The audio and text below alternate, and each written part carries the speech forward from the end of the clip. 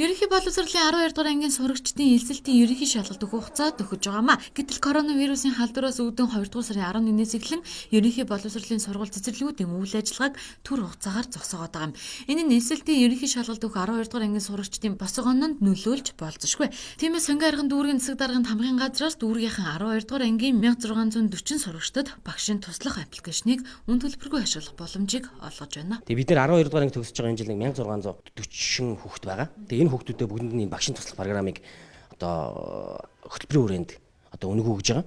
За энэ хүрээнд компани маань биднэрт бас хөнгөлөлттэй үнийн санал өгсөн. За дүүргийн хэмжээнд хүүхдүүдээ гол нь эсэргээрхий шалгалтанд нь гэртээ сууж агаад бэлдэх. Тэгээд одоо маш чанартай хичээл үзэж бэлдэх юм боломжийг өгч. Эсэлтийн ерөнхий шалгалтанд бэлдэх хичээлүүд нь видео хичээлтэй, мөн тэрнийхээ тайлбарсан текстийн мэдээлүүдтэй үзэн хичээлээ баттгах тестүүдтэй байгаа.